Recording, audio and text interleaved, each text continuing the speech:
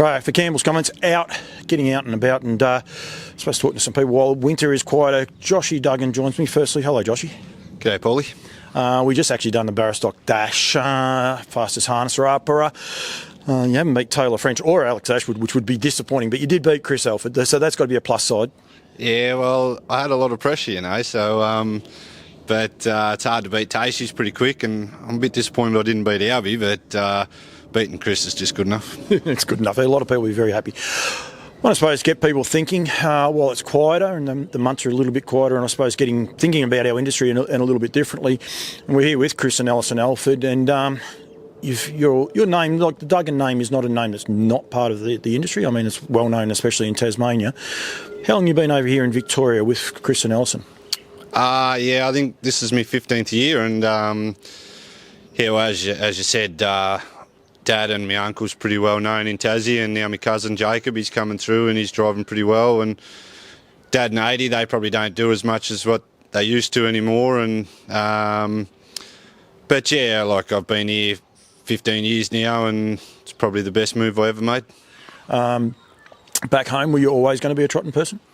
Yeah, I think so. Well, as you said, I grew up in the trots, and when I was younger, I used to always be at the farm with Dave Medhurst and Zane Medhurst, and Dave passed away a few years, probably over 10 years ago now, and I was already here when he passed away. But yeah, I pretty much grew up with him and got into the racing with them. What is it that you love about the industry, mate? Oh, it's just great people around you, and just you make good friends. And look, when the horses are in your blood, you pretty much just fall in love with all that too. It's a big sacrifice. I know now you're going to, I suppose, do you call yourself a Victorian? Oh, you can never take the Tasmanian out of me. But you are married and young boy. Life changes a lot since you came here in 15 years. But I would imagine that, like, the sacrifice to move away from your mates and everything when you came here, has it exceeded what you were expecting?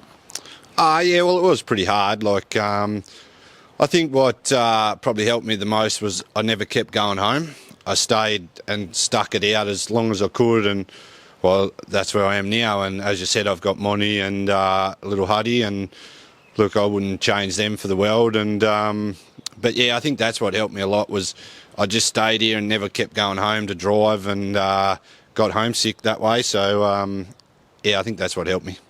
We're going to go back over a few things, but we'll just, with Huddy, fatherhood, one, has it changed you, and do you enjoy it?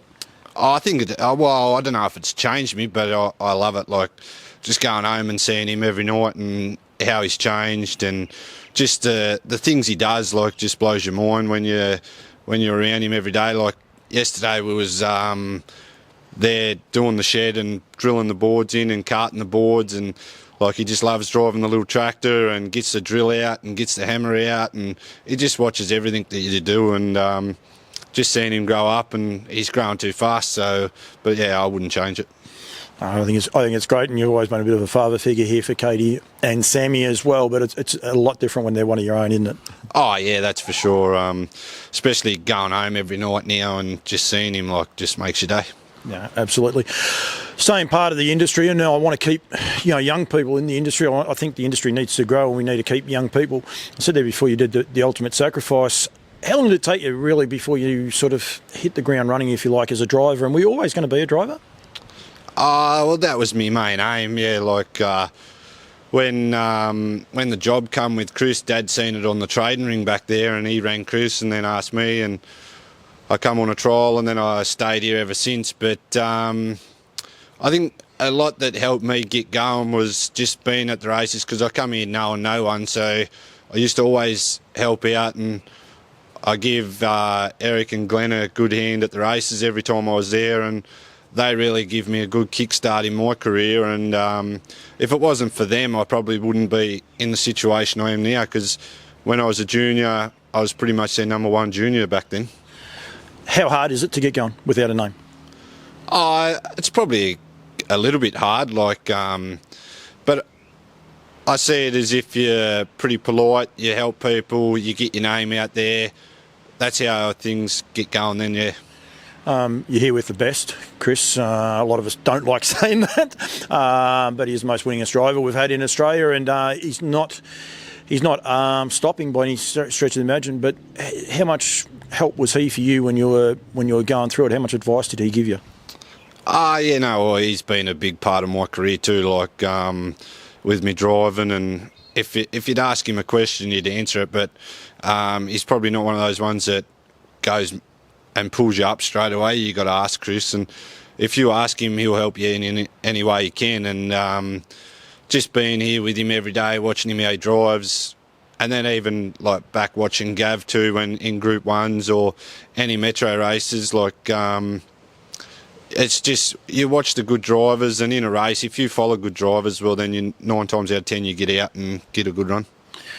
Back, I think when he went from 6,000 to 7,000, it was just extraordinary how quickly that all came about. I mean, he was driving every horse for Tonkins and was all over the shop. Same time, mate, you were full-time junior and you were driving.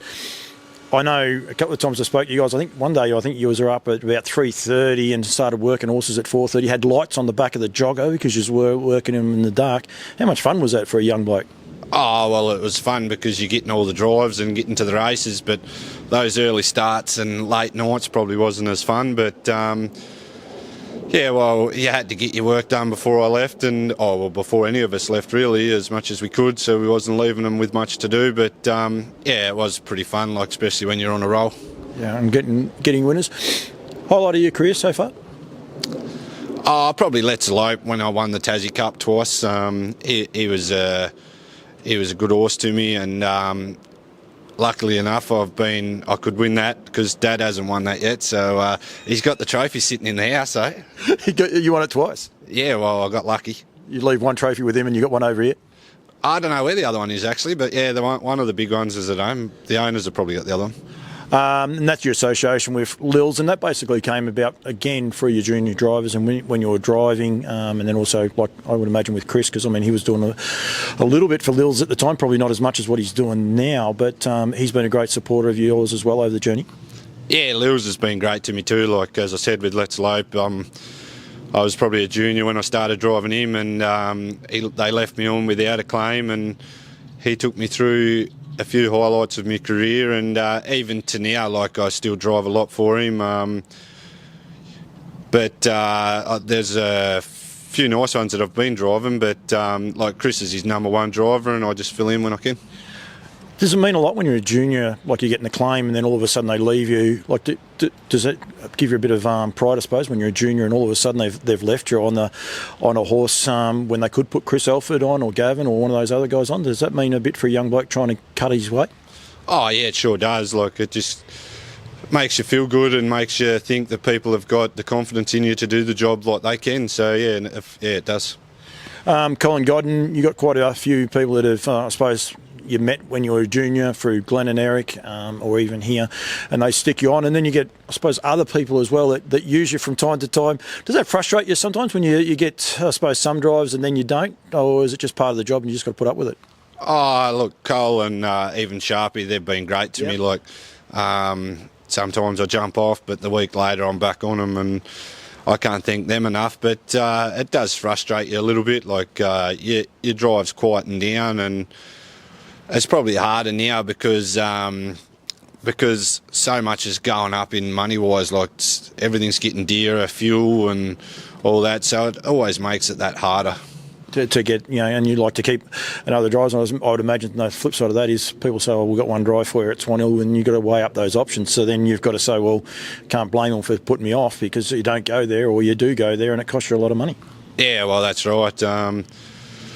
I try and do as much as I can, like, to keep everyone happy. And but even if Cole or Sharpie's got only one in that far away, they always say, "No, don't worry about coming," and they put you back on next week. So it's good that way. But it's hard. It's hard on sometimes when you jump off and you don't get back on. But that's racing. We're one of the worst. Myself and Marie, we're one of the worst at doing it. But it is hard, especially the smaller stables. I mean, that's a flip side of it. Is the smaller stables who probably have their drivers, and then one day they can't get them, and then you don't get a chance of getting back and having another drive. But you just got to, I suppose, keep your chin up and soldier through that. Yeah, that's exactly right. But with you guys, yous have been good to me, and I know yous have got a lot of drivers to choose from too. But yeah, yous have been good, and yeah. It's worse when Glenn Douglas put your name up to say, oh, he'll be right with Lucinda, and she nearly kicks you out of the car. That's when it's always worse. Oh, that's right. Well, she bolted on me in the warm-up, but I got her away, but then she just travelled too hard. But it was getting on the track. It wasn't trying to kick me out that bad. And then you only get one drive and you're off, and you're like, what am I doing? What are the plans, mate? I mean, you're still here. You're still part of the furniture here. I don't think you work necessarily for Chris and Alison. I think you work with them. I don't think you might get a wage, but it's a working relationship. What is on the horizon for you? Oh, well, just keep doing what I'm doing at the minute. While Chris and Alison's still going, I'll stay here. Huddy's still a little bit off from growing up to be in the horses, so but look, I'm not going to push him to go towards the races, but if he chooses that way, I won't push him away. But yeah, at this stage, I'll just stay around here, and if he does go to the horses one day, well, I might look at training. Yeah, I was going to say, so training for yourself, it's not on the radar just at the minute? Nah, not really. I've got, I help Monty out with a couple, but it's not really right on my radar to get right into it full time yet. I'm pretty happy with what I'm doing. You mentioned there Monty will be in trouble if we don't mention it. So working with Monty is not something that's high on the radar either, looking at the smirk? No, we get along good. We never blew. Everything runs pretty smoothly. Yeah. All right, mate. Thank you. Well done. I like just getting a bit of the messaging out there and make people, I suppose, think a little bit. Is there anything, that you see, ways that the industry, I suppose, could help juniors? I mean, a lot of people would look at it and say, oh, the juniors get a pretty good run nowadays, but is there ways that, we can help them and continue to keep them in the sport? Well, that's a good question, actually. Like, it's changed a lot since I was a junior. Like, now they get the 5-point and the 3-point claim, so they're probably getting a better run now than what they was when I was a junior and a few others of us was a junior. But they've probably got to run a few more junior drivers races too, especially for those younger ones coming through, to give them the opportunity, because a lot of races now probably don't really have the claiming races, like the C1, C2s. They're always the ratings where the mares can't get back into it or the juniors can't get the lift. So, and the ones where they do lift, they're probably higher rated horses where you've already got your higher rated drivers, and the young ones don't really get the opportunity. Yeah. No, all right, mate. Well done. Thank you. Well done for beating Chris today. That's always a plus. Yeah, well, at least I've beat him on something. No, thank you very much, mate, and thanks for giving me a little bit of time, and continue doing what you're doing. I think you do a great job, mate. You're one of the quieter achievers of the industry, and as I said, just want to have a little bit of a chat, get the message out there that you are still here. Unfortunately, we put you on horses and they can't keep up, but that happens. But keep going, mate, and continue on doing what you do. Thanks, mate.